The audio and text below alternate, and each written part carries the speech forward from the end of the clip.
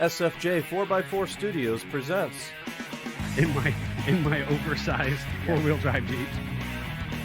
a Jeep podcast starring industry experts. Pure monosity. What? Say that again. With mad scientist Scott Brown, Use my drill press as a sort of lathe. our host Neil Simpson, If one light goes out, they all go out. filled with shenanigans.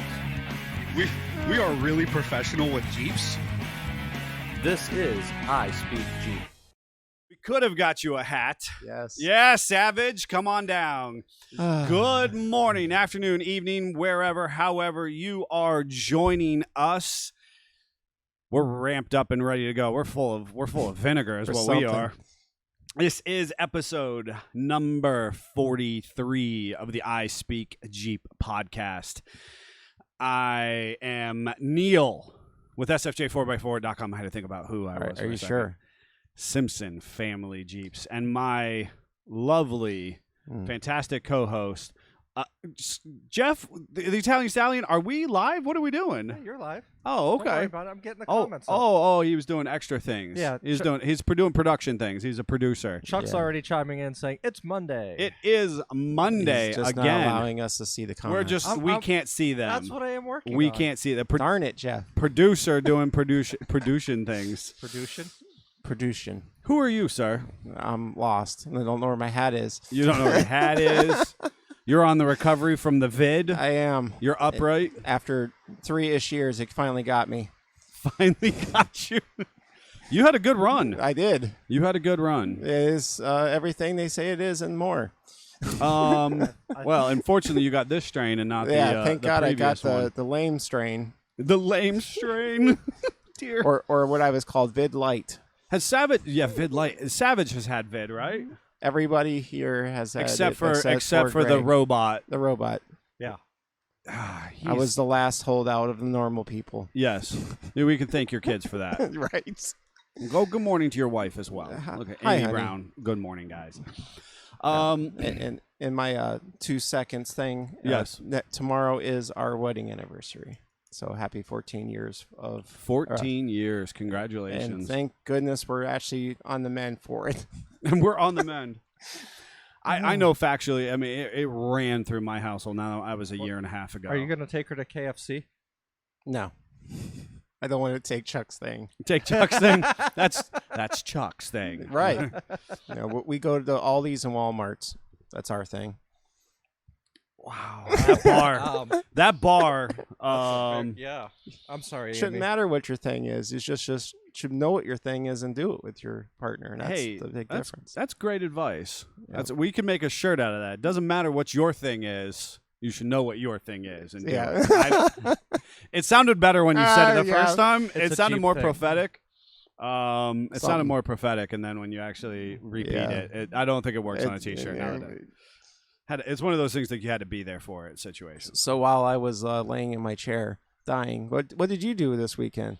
Well, I will talk about that. I'm going to outline. I really want our listeners and our viewers to understand and stay on for the whole program. I'm going to give you a little layout of what we're going to be talking about today. We are finally doing the CB versus GMRS conversation. And I'll tell you why CB is better for our old grumpy people now. And I will tell you why GMRS is better. So this should be a fun one, right? Yeah. And I'm pretty ramped up and ready to talk about that. And then we were supposed to be talking about tire shine. And I think that despite the fact It's not tire shine. no, it's not. It's not. But you know what? It's enough of a placeholder for us to talk about it. So in our hashtag not sponsored conversation, we're going to be reviewing tire shine, and at least the pros and cons and kind of the ups and downs of it. Because I have a fun story from my dad. and the reality of the situation is we don't actually care what brand. I think we can probably say that. I think I need to get some from this past weekend. All right, we're you just need gonna a talk. pressure washer. We're gonna talk about tire shine, right? And like of all the things that you might think we are, confident or capable of talking about, tire shine is going to be today's topic. And Riveting. And coming up in the near future, we're going to be talking about how do we get into Jeeping. we're going to do a Q&A. So you definitely want to be ramped up for that, right? So we're going to want to prepare some questions that you can ask Scott and I just about anything. Remember to send your stories and your questions to jeffc@sfj4x4.com so we can get those submitted for the episodes. This is like his editorial voice. Right? Like it just kind of came in as if God was speaking to us. Remember to send your stories and questions. Kind of reminds me of the guy that would talk on Price is Right. Oh Not this my main guy. gosh! The guy off to the side. Yes, the guy off to the side. Precedent is this and blah blah blah blah blah blah. Wow, that's Jeff out of the blue. So, we're gonna do that now. We're going to come back with a guest for next Monday. All right, so the Monday, September 26th, I believe. Nope. Is it? No, it is. Nope. It is. Come on now. Today is not the 26th. Get out of here with that nonsense. It's the COVID brain. It's the COVID brain. It's okay. Monday the 26th, like I said. Scott. I'm glad that your producer knows about this guest. And we are going to be bringing on Tow Truck Jesus. And so you're not going to want to miss this, right? If you, we're going to be bringing on one of our cast of characters from SFJ, and our tow truck driver and plow truck driver, and all of things, and fluid filmer, and singer. And singer. We right? are definitely having you guys do a duet. He is actually the lead singer of a local band. I think he cut his hair, so I don't know if we can call him Tow Truck Jesus anymore. But he cut his hair. Oh my! I think so. I'm not sure. So, folks, if you haven't met our tow truck driver, it's just funny to conceptualize him just like that, But he's a man of many hats, and so he's going to be joining us in studio on the podcast. There will be singing, folks. There will not be singing. I'm going to make sure of it. We're going to talk about professional recovery. We're going to talk about some of his rigs. He built a Jeep at one time in his life, so we will talk about that. Still has it, I think. I think so. He has a couple of Yee trucks. He has lots of Yee trucks. And so he's a really interesting character. I think we're going to have a lot of fun. So you're definitely going to want to chime in when Albert joins us. And so if he actually shows up, which, I mean, obviously he's slotted to do so. Did you tell him like 2 hours before? I did. Okay. I did. Shh. I mean, as a person who's personally afflicted with those issues, I know how to manage them. So I did tell him extra early by comparison. So we will talk about that. What did I do? So I had the fantastic opportunity to do a number of things recently. Some community-based, some vehicular-based, and some on my tiny house build.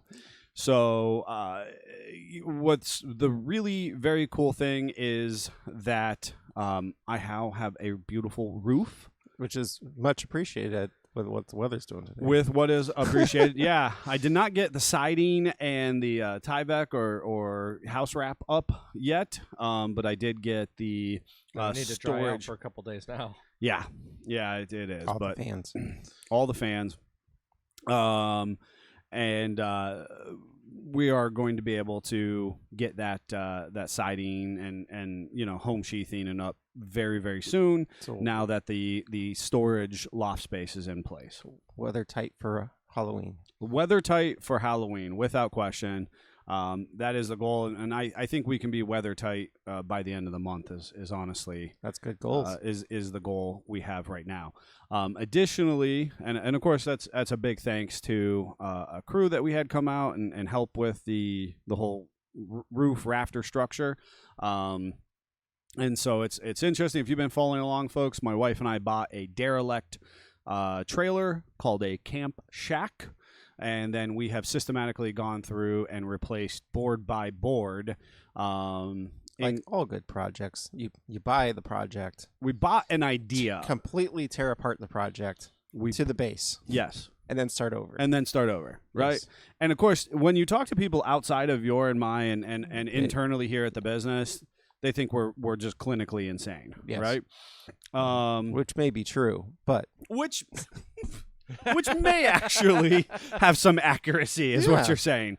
However, I mean, we tore it all down, board by board, and replaced it, and used some salvage wood here and some reclaim stuff there. But as you and I have talked about many times, you're buying a dream. You're buying a goal. Yep, an idea. You're buying an idea when you start that project. It also helps when you purchase it, you look in and say, there's some good parts in there. Correct. And then you completely throw those away and put new parts on. That happens. That does happen. You're part of the project. That is an important part. There should be a point in the project where you're looking at the old part going, this isn't bad, but it's not as shiny as the other parts. It's not as good as these other parts, yeah. I really overdid it over there, so now I have to do this nice. Yes. So, yes. So throw this and away there is now. definitely some reclaimed wood in there. There's definitely some reclaimed wood in there that I'm like, oh, man, when I look at the whole structure of the house, I'm like, I understand that wood is structurally sound, but it doesn't look as pretty as that fresh cut dimensional wood. Pretty wood is important. Ryan chimes in and he says, this hits too close to home. Ryan knows what we're talking about. Ryan is the owner of #NotARestoration if you're not familiar. So but you are a listener and you are used to joining us and you have seen those videos on YouTube or us talking about some of the products used in his project.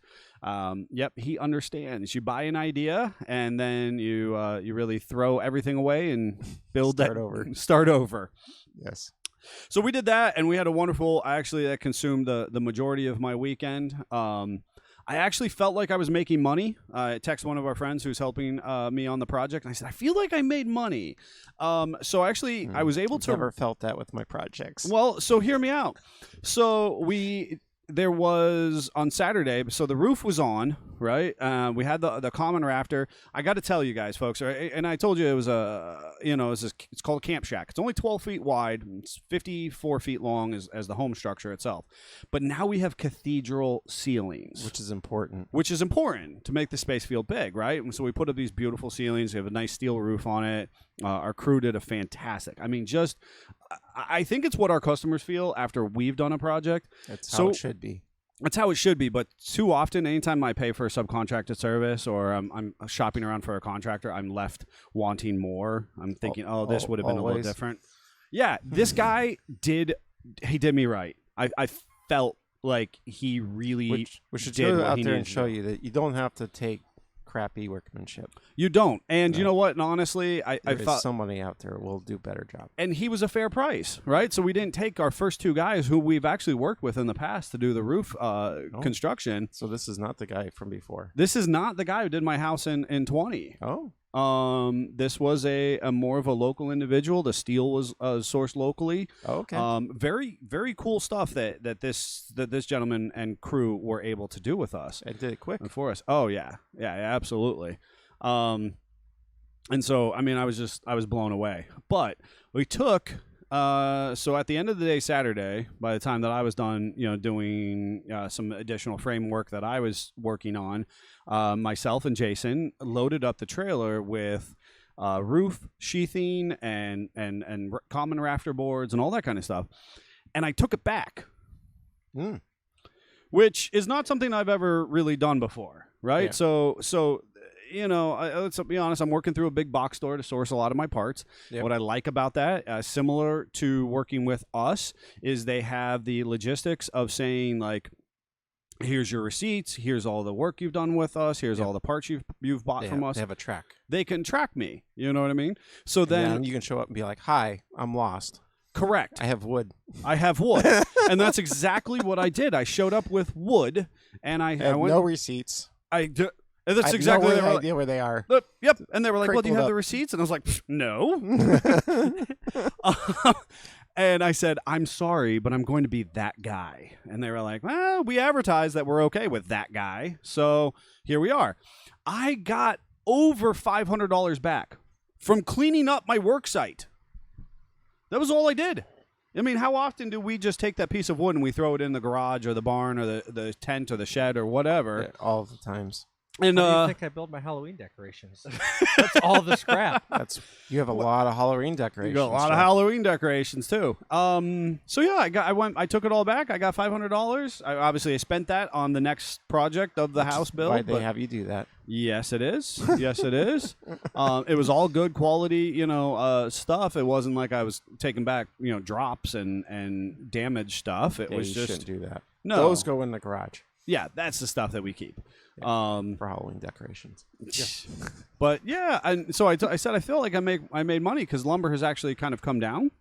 So I had bought it at a higher rate a couple months ago, and I that's took it what back. They got it back from was the higher rate. Yeah, and so I actually returned it, and then I was able to purchase similar but different lumber at a lower rate. Felt like I made money. Interesting. Interesting, right? It doesn't work in the early Ford world, I can tell you that. No, I'm sure it doesn't. No. How is said early Ford world? I mean, you had the dusty. vid, so It's very dusty. Dusty. Yeah, and it's probably going to be a minute because grinding and all that kind of stuff, not too exciting right now. We are fortunate just to have you back for the podcast at minimum. Yeah. So, on this kind of Yeah, and rainy I am day. on my days, just for everybody that's worried. I don't know what that means. My days? My What is- days. The 5 days. So I'm good. I don't know what He he's lost talking me. about. Anyway. Does somebody know about days? You're supposed to have 5 days. Oh, you're yawning. You're yawning. You need a cup of coffee. I don't think there's any 5 days conversation. I actually called the health department. Oh, you did? I did. I called the health department on you. Oh, no. Yeah. I said they don't care. That's fine. Yeah. Nobody usually does. All right. So, vehicularly, we actually had an interesting turn of events happen this weekend. Despite trying to push our customer base out a little further to clean up on projects, and we are starting to clean up on projects, we did just have some people just like come in and drop off Jeeps. They do that. They do. One of the Jeeps I'm actually particularly kind of jazzed up about is a TJ. There's a completely Swiss cheese frame. Okay. And I am jazzed up about this Jeep because, yep, because it has 62,000 original miles, Okay. and better yet, the customer swears that it drives, Okay. but he couldn't drive it off the trailer Oh, because we when had one of those ones. he drove it up onto the trailer, and then as he drove here, the gas tank is removing itself from the Jeep, Okay. and has jiggled it so much so that the fuel pump is not kicking on now. Oh, Okay, so when he turns the key over, no fuel pump. I can't hear the fuel pump go. no pumpy. No pumpy. So it turns over till the cows come home, but no pumpy. So I'm particularly excited about this because he wants it bone stock. Okay. Look at your face. Look at your face. He wants it bone stock. So he is authorizing a complete frame replacement and control arms, the whole shooting match. Does he have said frame? No, Okay. we have to find it. Okay. But I'm excited to bring that to our followers, our viewers, and our audience in video form. Okay. Because it's the everyman's build. You know what I mean? Like, he doesn't need it to be crazy. He doesn't need it modified. We're not putting a Hemi into it tomorrow. We're literally just Save my Jeep. save my Jeep. I think Scott's still trying to comprehend that we're not building it. We're not Yeah. building it. It's not computing. I know. This guy goes, you know what? He goes, I'll tell you this, Neil. He goes, We have to do something. he hasn't want anything done. He said he has a 2000. He has a early 2000s Honda 250 4-wheeler, 2-wheel drive, and that has been good to him for 30 years. Yep. 20 some years. I can see that. And he said, I just want my Jeep to sort of go between my farms, maybe jump in it, go get ice cream on Sunday. We're not doing anything. We got except for obviously rebuild it, but not rebuild it. But not like Ryan rebuild it, not rebuild it. Yeah. We just need to swap it. Boop. Okay. I think it's going to be cool. I think it's going to be cool. Restoration, not interested. Ryan, hashtag not a restoration, > hashtag not interested. I know, Ryan. Scott is clueless right now. But I just want to revive this Jeep for this guy. He said, hey, you know what? I threw him a price, which is our normal price for a frame off. Perfectly fine. And then I said to him, he goes, well, you guys got the frames? He's like, anything I see online is like $4,000 for a throttle down. And I said, no, I said, the frame's on you. He goes, well, I don't know, blah, blah, blah. I said, well, I mean, I can find you a frame, but you have to pay me to find it. He goes, okay, I'll pay you. Okay. Well, throttle down frame's not stock. No, it's intended to be stock. We're not buying a throttle down frame. Okay. We're not. We need to find a no. I mean, a stock frame, takeoff. We'll get one out of Cali or South Carolina. Grasping for straws. You were desperately. You were trying. No, he just wants standard control arms, standard engine mounts, and transmission mounts. The only thing we're doing different, I said, I will not not go for my 1-inch body mount body lift. Joe Harper says frames 2000 in South Carolina all day long. I actually might be making that trip personally. So things are aligning, if you will. Yeah. Find us a frame, Joe. Yeah, Joe. Oh my gosh. I need a contact. I mean, we do have some contacts down there, but I'd like to find me a frame, bring it back. Or a couple frames, maybe. Yeah. So Ryan also, does he need an 8274 asking for a friend? But what you're talking about, Ryan? No. Aiding and abetting anything. Aiding and abetting. I will say in-house right now. So among the very cool things that SFJ gets to play with as a build shop, right now we have the Hutchinson beadlocks in. We've got some Mickey Thompson 40s, the MTs, which are really hard to come by right now.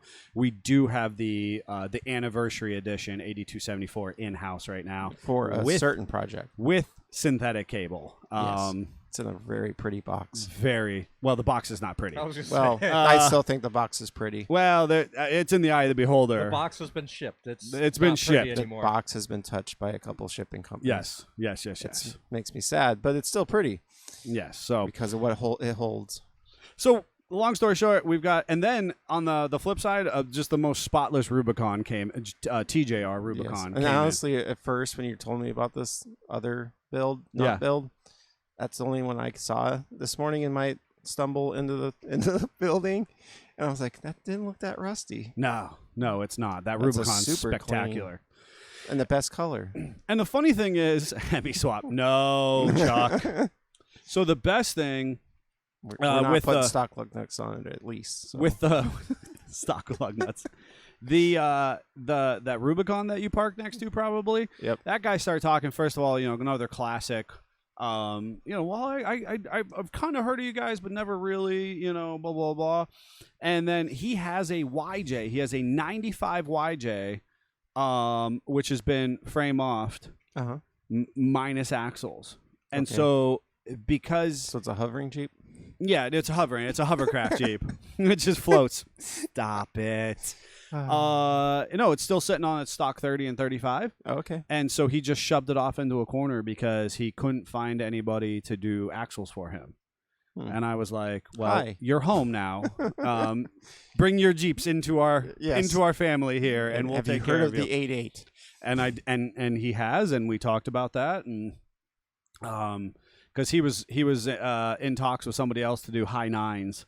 Like, could you imagine how expensive and how much nice. Overkill a high 9 would be? So much overkill. Yeah, he was all about it. But I heard a rumor that some people think high 9s are stronger than 60s. What's your thoughts? Don't touch me like that. Okay, we're not going to have that conversation today. We're going to have to table that one. I was really intrigued. It was like, I have, without question, heard that same conversation. Yep. And I'm not here for it. Yeah. So half-ton axle. It is, and I don't understand how they can possibly get away. And they're like, well, by the time you put 35 spline, axle shafts and blah blah blah blah blah. I hear you. Yeah. Okay. All right. We should talk today. We're going to talk about communication. Comms, not the kind of communication that your wife asks you constantly to do better in all aspects of your life, but the level of communication just necessary. Keep apologizing. Is that what works for you? Yes.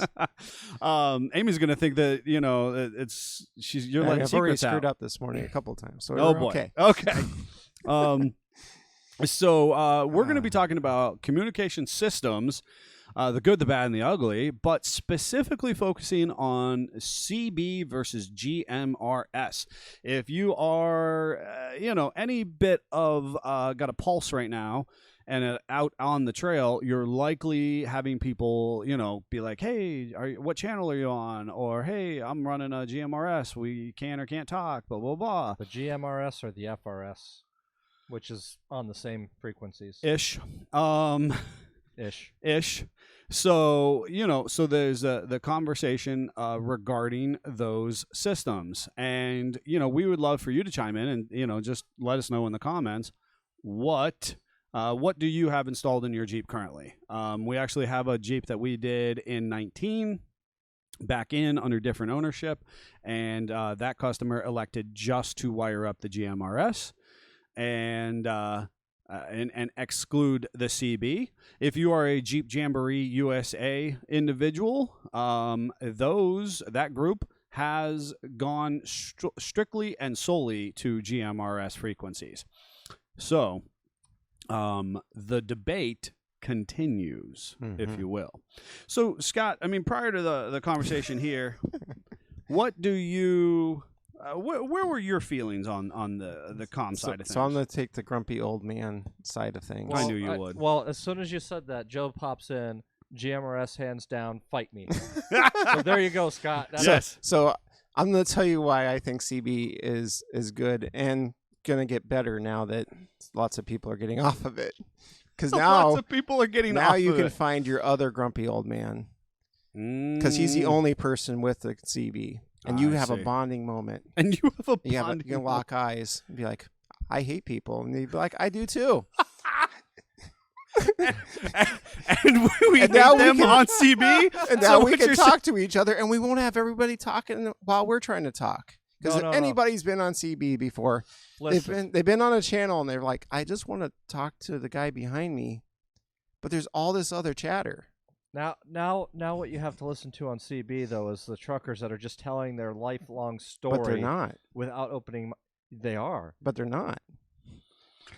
You got to go back in time. No. This is still happening.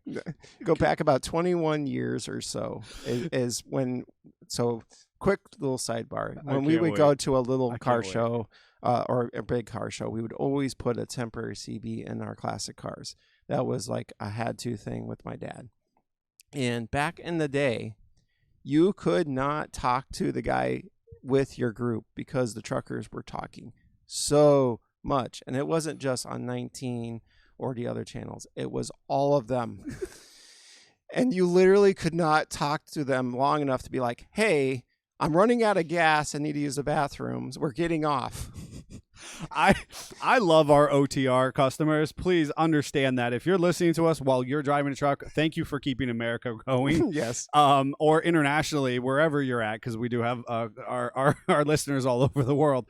But when I do happen to get that guy who's driving truck and he calls in, he's got a 6-hour drive. He's more than happy to talk to me on a customer service level. He's talking about everything. And sometimes it's not appropriate. Oh, my gosh. That's an education for a young person. It is an education. But anyway, so, and yes, I don't have my CB on all the time. But I have turned it on since, and I'm like, it's quiet. Oh my God. Like, is it working? And I go to 19, and I'm like, well, I hear something. So... cool, it's still working. So now we can use our benefit of not only now when I travel with a group on the freeway and have not too much interference. It's so be like down the trail too. Let's go to Joe Harper's comment, and he says CBs are great for finding strangers who live in Mexico. That's true too. It is true. And so funny thing is, we're as a company. Us ourselves are somewhat slow to change. And I shouldn't say that we're against change. We're just conservative in the process, not to get wrapped up in hype and trends. My car doesn't have valve covers. Yikes. So we're not, kind of wrapped up in hype and trends. And so we have had these conversations internally to say, what is the hype, the excitement? And Why GMRS versus CB? Interestingly enough, the technology access to the frequencies for GMRS is actually was developed in the 60s. So this is not something that is inherently or explicitly a new rage, but I think access to it is a little bit of the rage. Yeah. And I think it was a side thing for more of a business and police and that kind of stuff that didn't want all the chatter from the citizens band. That's what CB stands for. So we do have the CB, which is obviously Citizen Band, and had the big push in the 70s, where there was code, and then there was obviously the tens code, but then there was additional talking code. CBs. I mean, Greg will tell you that they had a home base station that could reach, Australia, Canada, so on and so forth, all of that kind of stuff. It also helped him get an education. It did help you. I mean, it was kind of, not to say it was the first internet, but it was the way to It was reach. pretty close. It was pretty close. You could reach around the world, in the matter of a handheld, not a handheld, like a speaker. Are you venturing into ham radios with talking about reaching all those different countries? No, I'm not talking about hams. No. I'm not even. No, and honestly, Greg will tell you it had part of nothing to it, do but hams. not- Yeah, it was not ham. It was 100% their CBs. And People he could. may have tuned things. I was going to say he'll 100% get into antennas and tuning, and all that kind of good stuff. And so he. He'll tell you all about that. I actually, my wife's, my wife's grandmother, I think, actually met her husband via CB. And Greg That was has a some thing. story where a relative of his mom and dad or somebody like that, got introduced My dad was in a via CB the club CB. where they literally would get together and use your CBs to help assist with fire, police, that kind of stuff. Really, kind of like just communication. And then when that fell from favor a little bit, it became a breakfast club, but it was still enrooted with CBs. huh? So And I it's think called part the of Windjammers. Of course it was. Yeah. Of course it was. It was also a great coat in the 90s. Yes, So, it was precursor to that. I'm sure it was. So the thing is, I think part of the issue with us as individuals, we're not huge CB or radiocom type characters. That's just kind of not. I mean, I have one just mainly because my dad always pounded in my head, you need one. And Well, without question. I mean, and I too have had them over the years, but it's not like we get all geeked up on it like we Yeah. might on some of our restoration Yeah. stuff or our axle parts or transmission stuff. Rip. Whereas when I was doing a little research on this, Ryan just said it best. CBs equal MySpace. oh, ouch, Ah, ouch. That's funny. Oh my gosh! At least with MySpace, we got to pick songs that represented us that autoplayed as soon as you landed That's on. I it. think a true. CB pretty well represents Scott. Let's just be real. here. That might be true. That actually. Hey, Oh, the big truth. long stainless steel whip on Amy's Jeep. Oh, it's lots of comments. That's all I'm saying. I don't know that that's I a don't- good thing. I don't know. They're good comments. I mean, that would be. You just said they get comments. I don't. Some attention's better than no attention. Yep. Yeah, That's okay. okay. So I'm actually I stumbled across a couple really interesting podcasts specifically dedicated to all types of radio communication. Yeah, I believe that.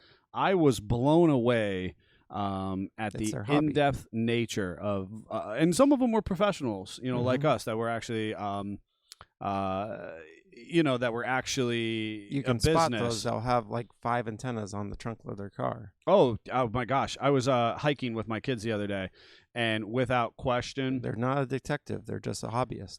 oh. Yeah, I mean, and that was the thing. There's a Jeep Grand Cherokee running around, and they've got nothing shy of 4 different Yes. size antennas. They have all of the options to talk. Without question. Yeah, I was trying to see if I had one of these these businesses. I could rep one of their podcasts. It was pretty interesting to hear what they were saying.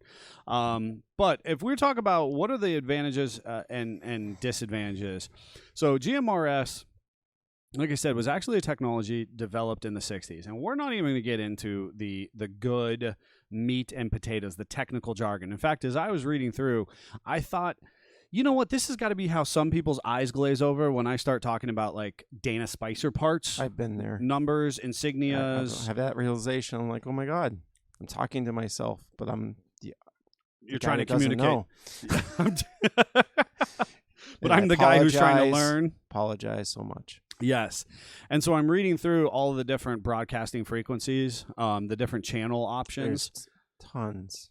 It is. It's fascinating. And basically, so GMRS is operating on a certain level of frequencies, and we might actually have the technical notes here. So, so it's UHF and VHF, so between 400 and 512 megahertz.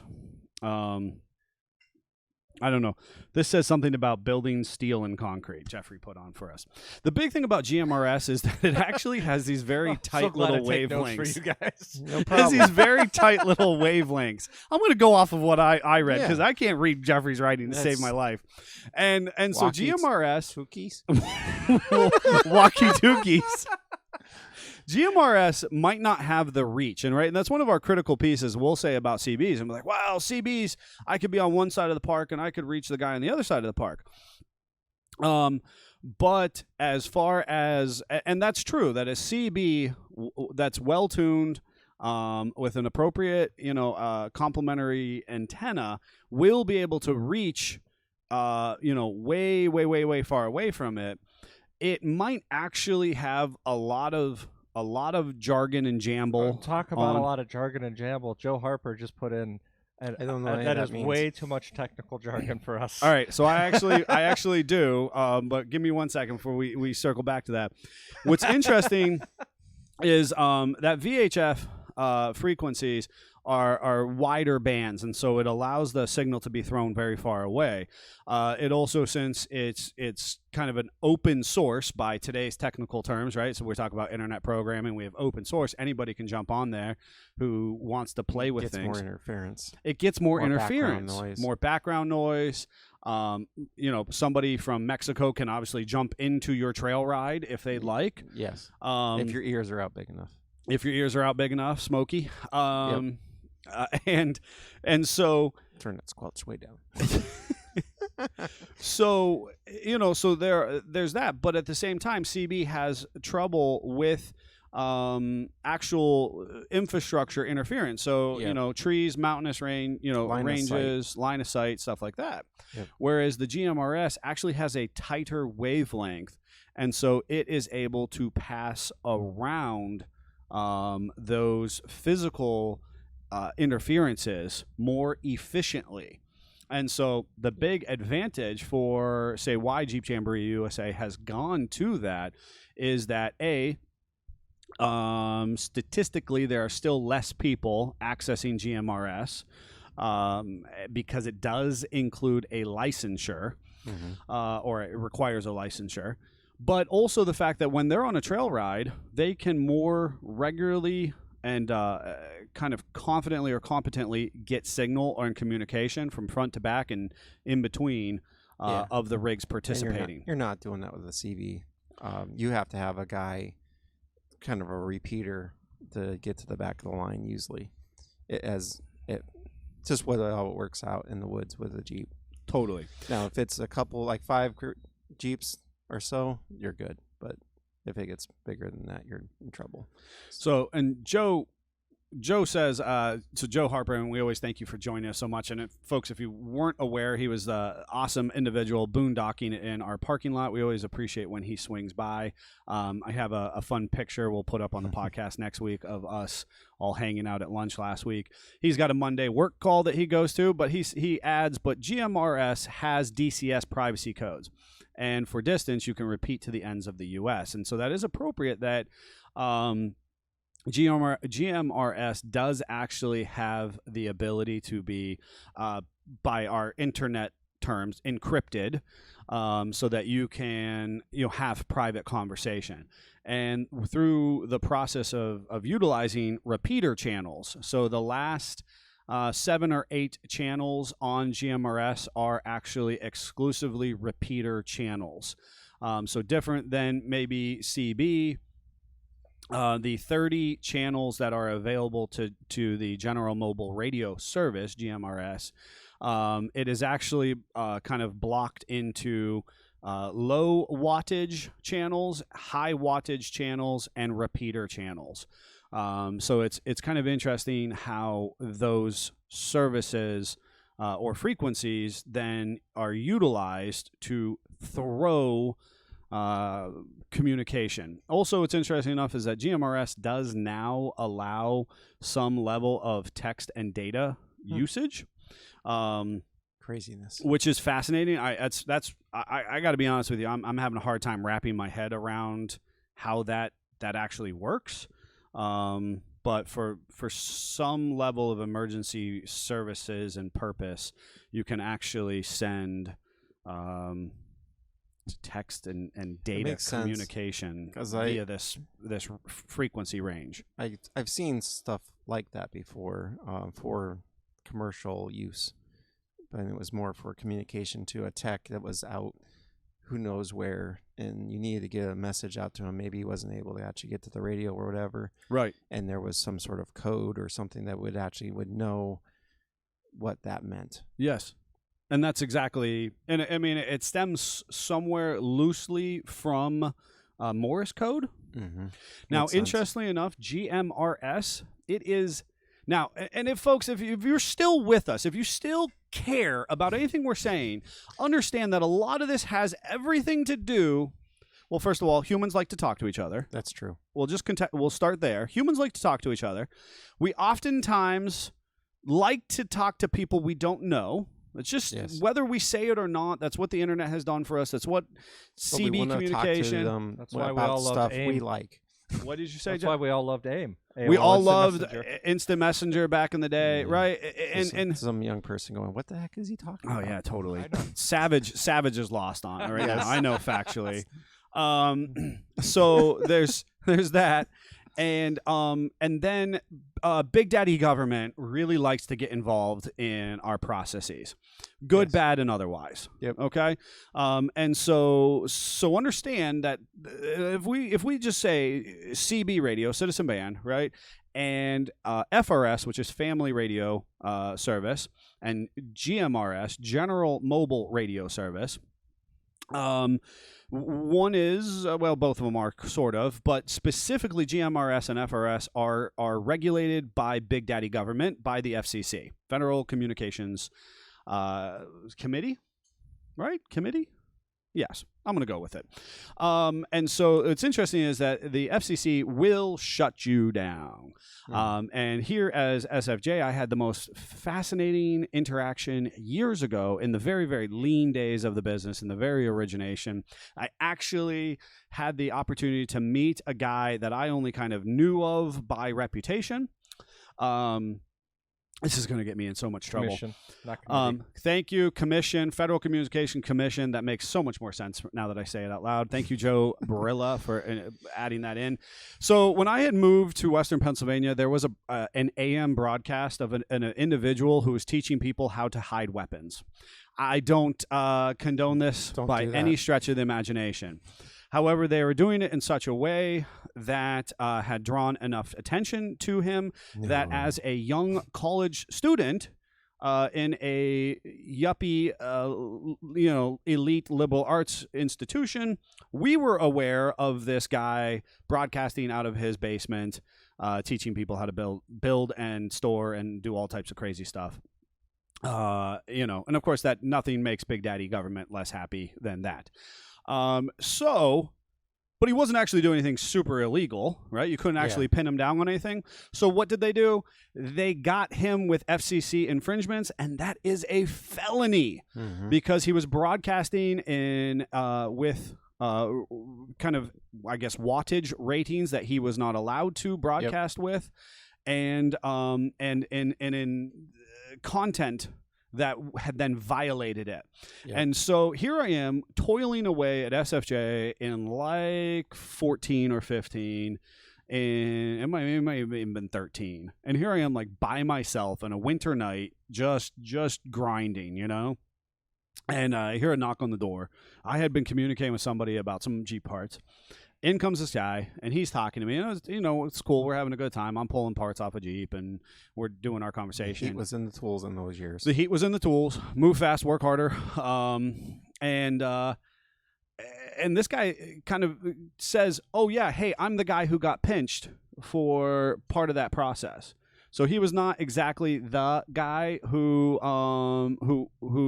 Was he the guy who turned the knobs? He was the guy who turned the knobs. Yeah. He was the guy who turned the knobs, and he went to Club Fed for turning knobs. Yep. And said, basically that they did not look kindly upon their content and their processes. I've never had one or done this, but I've heard stories about tuned up CVs. There's channels in between channels, and you can reach farther and do all their crazy stuff. Totally. Snuff out people and all that kind of stuff. And that's why the rules exist, is because they don't want, back in the day when every house had a mobile unit or a whatever base unit, and you key your mic and suddenly the neighbor's blender starts going and his TV shorts out and Totally. And that kind of stuff. That is a real thing. So this guy, right? So we have this whole conversation, and this guy, at that point in time, I don't want to say he's reformed. I don't know that whatever. He's experienced. And he goes, "Yeah, if you guys ever wanted to start a radio show, I could help you." I was like, no. Like, no, thank you, I think hard pass, right? I think obviously what we're doing here is we're doing it. And I'm thinking at that time, I knew kind of where the future would hold. You know what I mean? I'm looking forward going, hey, yeah, I do want to communicate. I want to get out to the world, blah, blah, blah. I don't know that we want to, I want to be doing that, That's the guy that's going, who cares about copyright stuff? Just Correct. put it out there. Correct. Let's do it this way. Here's how you get around that. Yeah, right? So here's what's interesting. Let's circle back to GMRS at this point. GMRS has licensure that you need to pay for as of April 19th, 2022. And there's a whole bunch of acts that were put through. That things change throughout history of the communication systems. Stuff happens in the 70s that regulates GMRS further down the pipe. Stuff happens in the early 2000s, again in 15. And Chuck Lorre, you guys could be sellies. I'm calling top bunk. All right. So anyways, and I have so many bad references going through my head right now. Just no. So as of right now, the FCC has reasonably deregulated GMRS licensure down to $35 for 10 years. Wow, that's cheap. So for a hot second there, it was much more expensive years ago. Then there was this very confusing in true fashion. It was in 2015. It was 5 years at $70, and then $25 and $5 this, and blah blah blah blah blah, and so there was this very confusing. Of course, we'd send him in harmonica. What? Joe Brillis. What does he say? Nobody knows the trouble I've seen. Oh, you're about to see something, Bubba. So now the FCC has finally kind of dialed it back to enough, going, hey, you know what? Maybe this isn't such a big deal. These frequencies are not interfering with our marine radio, our aircraft aviation radio. Well, a lot of them have moved on too since the technology has advanced. High band, ultra high band, all that stuff. Absolutely. So I'm going to say, that the big daddy government via the FCC has reasonably said, hey, you know what? We're going to let these off-roaders do their thing. We still want a little bit of control, and the money ain't bad. The perception, and a little money ain't bad. Well said. And the perception of the fact that it's a little harder, that there's an insulatory step, that not just everybody can jump on, tune it up, key up their mic, and shut down their neighbor. Yeah. That then kind of helps Jeep Jamboree USA. It helps the off-roaders. It helps Illegitimize it. I tried it. Yep, you tried it. You did. And so as of this year, it is $35. It's a one-time per 10 months, or 10 years. It is good for your entire blood family. Now, I know in 2022 we have a really hard time understanding how we identify and all that kind of stuff. I don't know, but Big Daddy government recognizes it as spouses, parents, children, aunts, uncles, cousins, so on and so forth. That's a lot. It is a lot. I don't even talk to that much. Here's what's interesting. You are an employee of SFJ 4x4. Uh-huh. Legally and technically, these are the fun kind of takebacks of it. You cannot use my GMRS. Okay. Isn't that interesting? But your my entire cousin, family can, but but your my cousin employees can get GMRS, and I can use his. You thing. can't use mine. Okay. We cannot establish a corporation as ownership of a GMRS. Number 2. So no employee may use GMRS whatsoever. Like it is like a thing. And so, and then a second thing is no business, corporation, or entity. There were businesses, and I would love to know more about this. I don't quite understand this. In 1987, there were still corporations, kind of a loose LLCs, so on and so forth, who were allowed to have GMRS. You're not allowed to have that anymore. I've worked on vans that had those in them. They weren't used anymore. It was retired, but they are grandfathered in as of 1987, but no longer will the government extend licensures to business entities.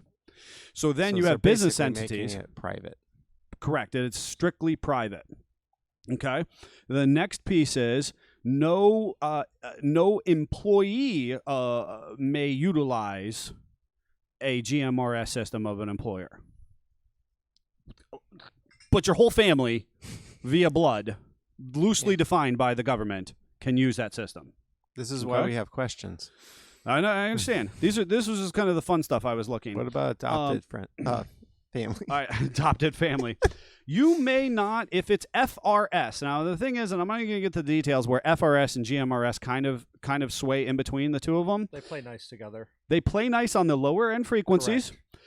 Correct. FRS, Family Radio Services, may not detach the antenna.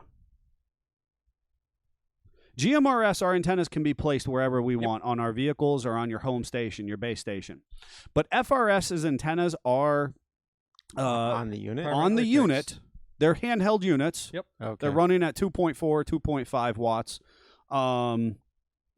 Remember back in the early 2000s, the 2-mile radios that everybody was using on car trips? Totes. That's an FRS. Yep. You may not. That is illegal to break that antenna off and try to add an antenna to it. Big Daddy government will not be happy with you. Makes sense, though, because that's one of the ways you make it go further.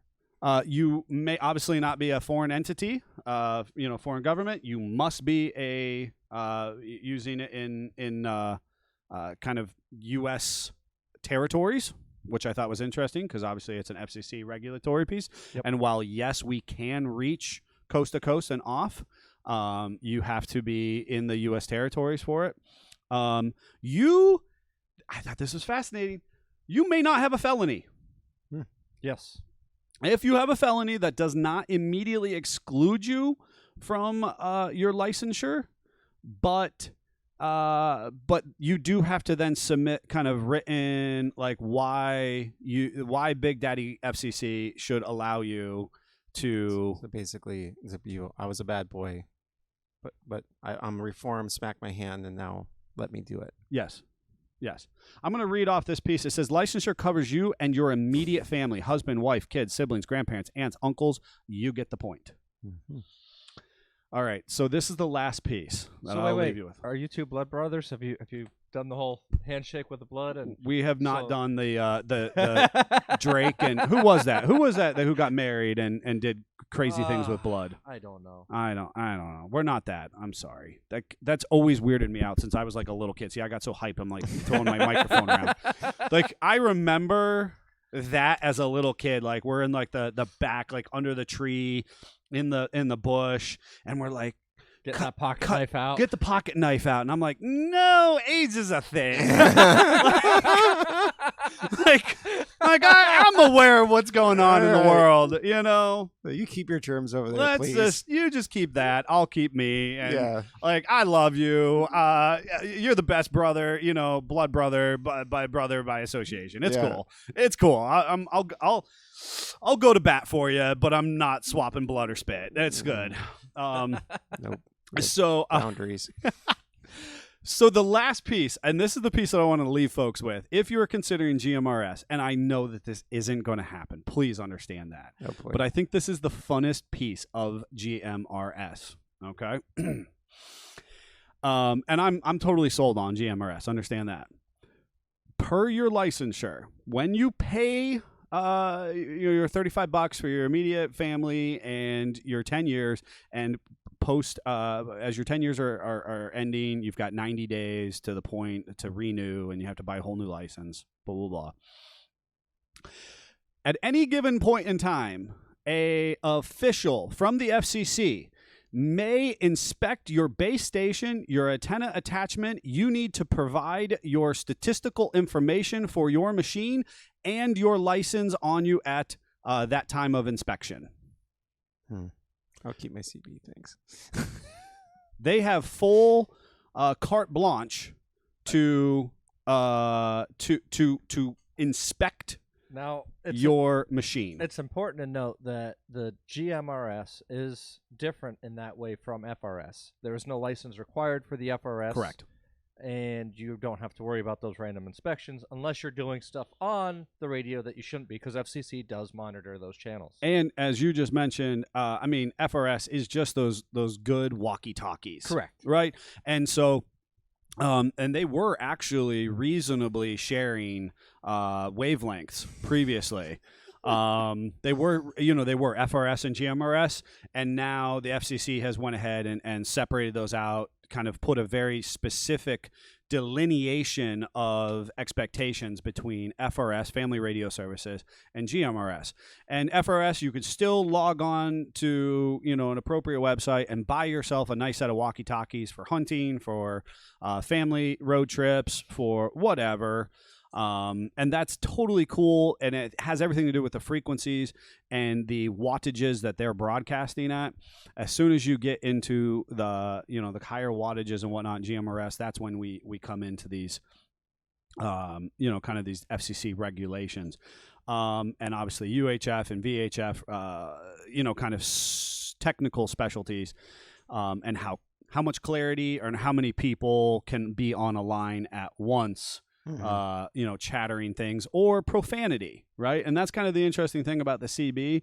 The government was saying, like, hey, the channels themselves tend to just be cleaner conversations on GMRS, because you just can't get, people randomly jumping on there and, right, kind of popping off at the mouth. Well, and additionally, part of getting the license, you're agreeing to the terms of the use of the radio, which means you're abiding by FCC regulations. 100%.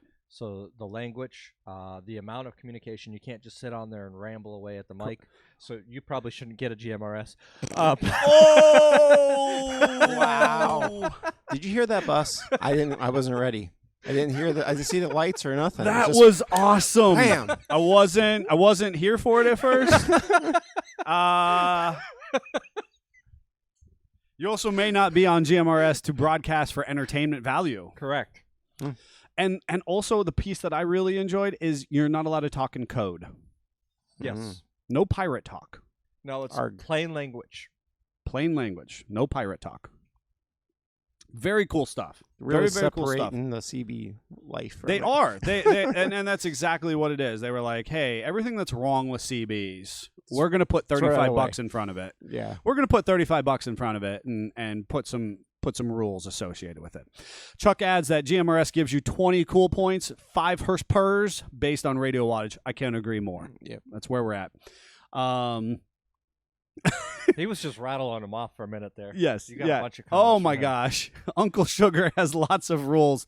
That's why all my guns are at the bottom of Lake Erie. How unfortunate. I hate it when those random boat accidents happen. Oh, to say the least. So very cool stuff. The big thing we all right, we're having too much. John has a long mustache. Arg. So here's the thing, folks. As from a technical, functional Jeep expert level, we want to make sure that we talk a little bit about the fact that the GMRS systems that we've been specifically asked to install and do some of the workmanship on, they have a heat sink on them. So they have a heat sink on them. Right now, one of the things, one of the groups that we've mentioned before right now is kind of loosely, I don't know if it has anything to do with like maybe the trail guides specifically associated, or saying like putting the GMRS kind of mounted on the center console facing towards the passenger's legs. Anything with a heat sink gets hot. That's just kind of common sense, but I feel like we need to say it. Mm-hmm.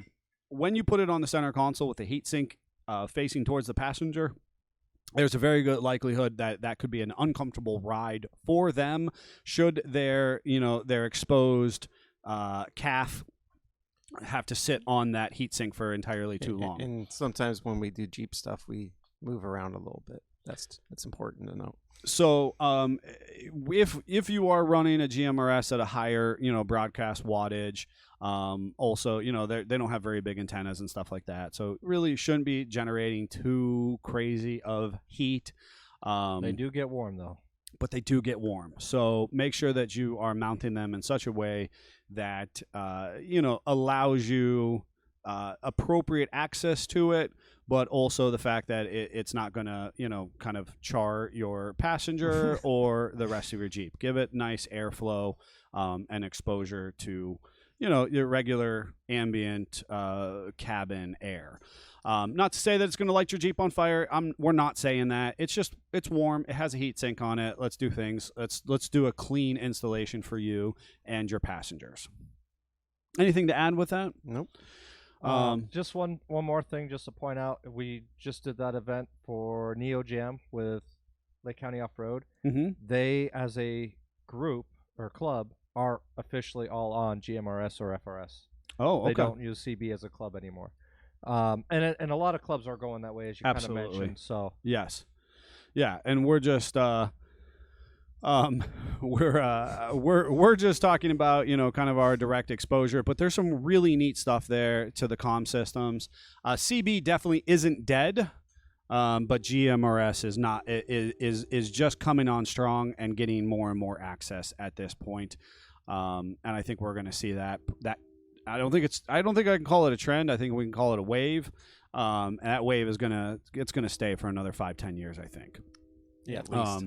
Very, very cool stuff there, folks. Let us know what you're using. Shout out to us in the comments.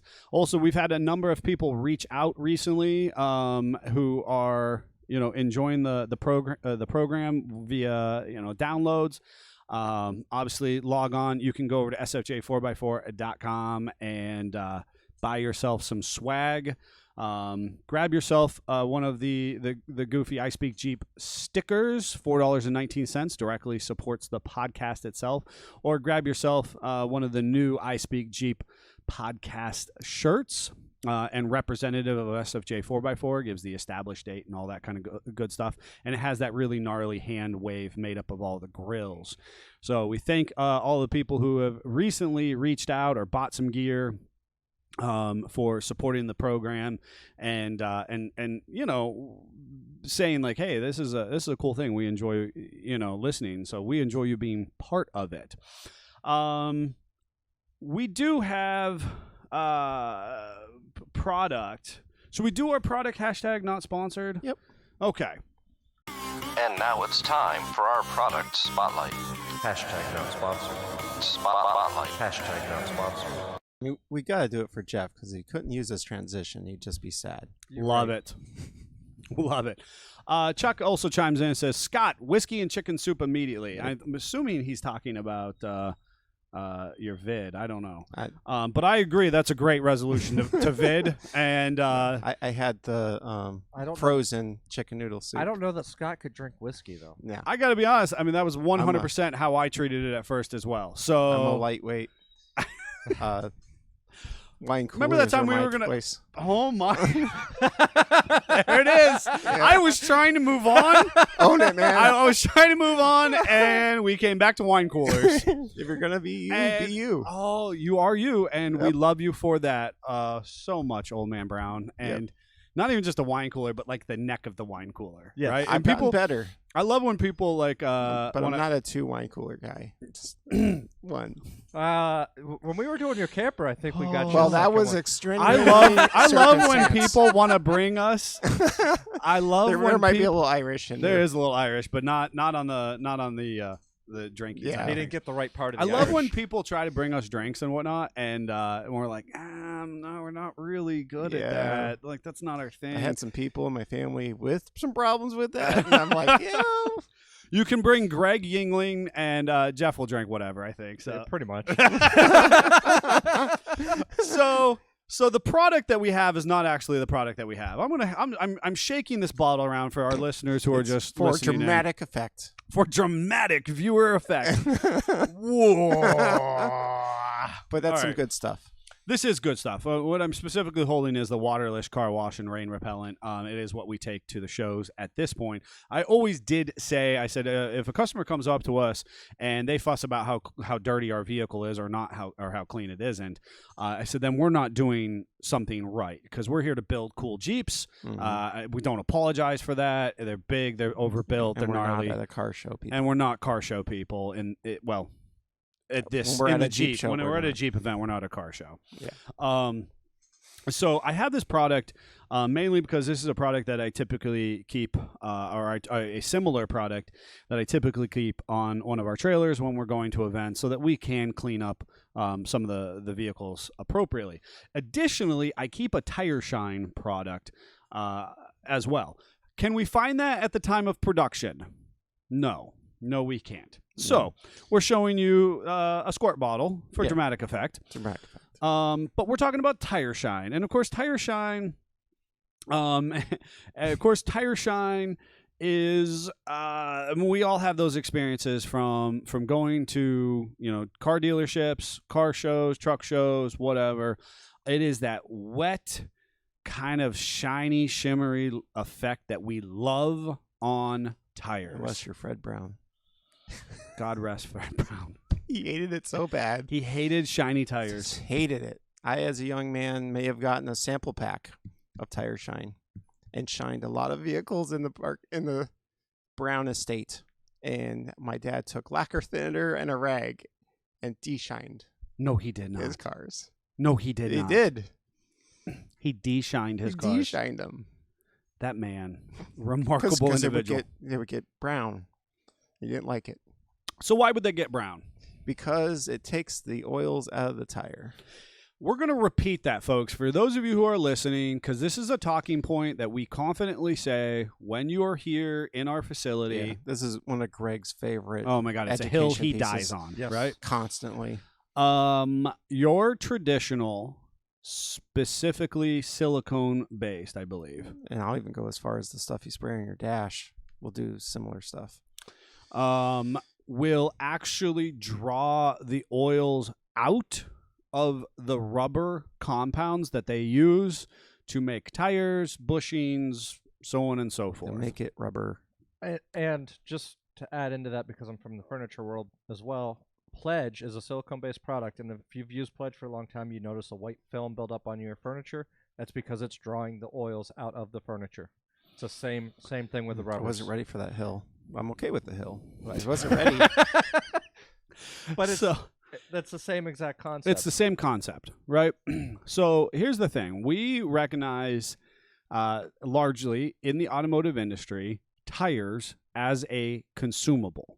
We also, as individuals, humans, have no greater immediate gratification than tire and wheel packages. Yes. constantly, we are on the forums, the social groups, so on and so forth. Everybody wants to throw a tire wheel package at their Jeep. They don't even care what lift kit goes on. They just know they want to fit 35s and At wheels. some point in your life, you should have the biggest pile of junk vehicle possible. Yes. And have a nice piece of rolling stock and put those together and then sit back and go, that's an awesome car. That's a nice car. That's a good vehicle now. It won't go down the road. But it looks cool. My first Jeep, 1987 Wrangler, I bought 35s, chromey steel wheels, and put them in the corner. Yes. And what did it have on it? Was it the little baby? Oh, I had totally the 215, 75 15s with a stock aluminum wheel. Yep. With no lift. You were up because you had the aluminum wheels. I was up because I had the aluminums. Really? Yes. But I 100%. So, and just for a fun piece for people, for me, I had 35s at a time where 35s weren't a thing you did. It was like, 40s, 42s now. Yeah, it was craziness. 33s were, kind of the 32s and 33s industry norm. Yep. And this is when Scott was putting 31s on XJs. And I was going to say, a lot of people were still rocking 31s. Like, that was just a big deal. There was lots of work to do that. But I bought these 35s, and I threw them in a corner because I obviously couldn't fit them on my Jeep at that time because, quite frankly, that who cared? I owned 35s,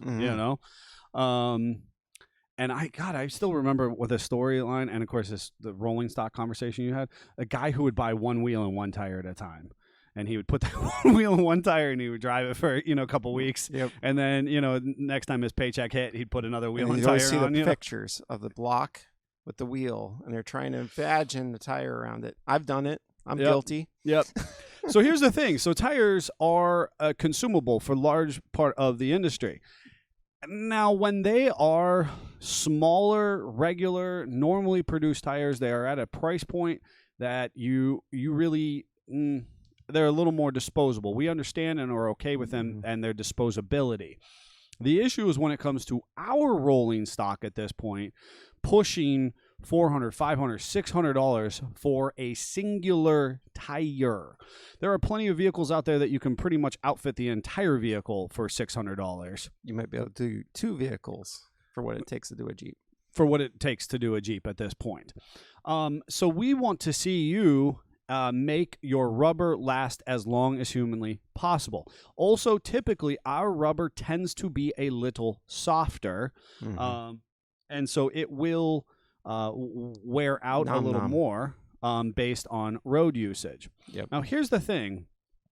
If you're not using your vehicle a lot, using tire shine, your traditional silicone-based tire shines, will draw the oils out so much so that it will dry rot exponentially, that rubber, faster. Yeah, way before its time. Way before its time. Yep. And so anybody who owns an RV, a camper, a trailer, anything like that, where it's not seeing tons and tons and tons of road mileage, well, then, you could be replacing tires unnecessarily because you're using a tire wet product on there. If you are a big Jeep, tire person, and you're like, hey, I'm just going to rip through my tires anyways. I'm airing them down. I'm beating them off rocks, blah, blah, blah. I don't really care. And on Sunday, I want to shine it up and make it look nice. Cool. Your prerogative. Yep. We're just here to educate. We're just here to educate. The big thing is... And if you're going, well, wait a minute. I do like my tires look nice, but I don't want to rot my tires off. What do we do? What do we do? We get water-based stuff. Water-based tire shine. And so it's sold at all of your big box retailers. I honestly think I have a Rain-X product of it from our last show that we went to. I think is the brand that we use, but I'm almost certain that there's the Car Guys, there's McGuire's, all of them. All the reputable brands offer a water-based tire shine. It doesn't last as long as the silicone. But let's be honest. You're going to do it every time you're going to go to the show anyway, right? Correct. So just do it then. Just do it then. Do it as part of your maintenance. Do it as part of your show maintenance. So we're not saying you can't have that look. We're just saying you should be educated in how you apply that look to your vehicle. Yep.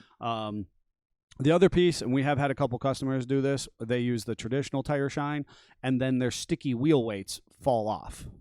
And not because we necessarily put it on over that, but the silicone will leach into the adhesive. Everything.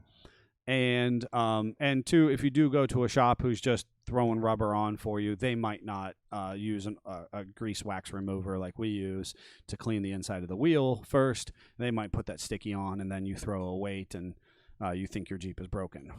No bueno. So there's a couple different reasons. I'm not anti it by any stretch of the imagination. If it's a big soft piece of rubber that you're beating on constantly and you expect to run through that rubber quickly, but if you're trying to preserve it, if it's a Jeep that just goes out on the weekends, you want to buy rubber and try and make it last 6-8 years, traditional tire shine will not be your friend. Nope. Okay, so water-based tire shine for the win today, and hashtag not sponsored. We'll talk about waterless car wash in the future at some point. Yep. Next week, folks, we should have a guest with us. We're going to be talking off-road recovery, Jeeps. He's just an entertaining dude in general. He's a character. He's a character, and I'm so excited to bring him on the program for you all. Make sure you head over to sfj4x4.com, grab yourself some gear, shop for some parts, grab a sticker, $4.19. Send it your way. Let people know that you're repping. And don't forget, serious business Jeep life. You guys show us the cool spots you've put these stickers. Yes, love to Send see it that. Jeff's way. Send it to Jeff. Additionally, if you're thinking about some questions that you might like to ask Scott or I, pretty much everything's on the table. We'll see where that goes and how it goes. That'll be coming up in the very near future. Additionally, think about heading, if you're joining us via, one of your favorite streaming platforms, think about, leaving us a review, telling people how much fun it is, and obviously spread the message to friends and family that you should listen to those SFJ guys. They're pretty cool. Until then, Jeep family, we'll join you next week on Facebook Live at 10:19 a.m., YouTube, I Speak Jeep podcast, and on your favorite streaming platform. Jeep on. Jeep on.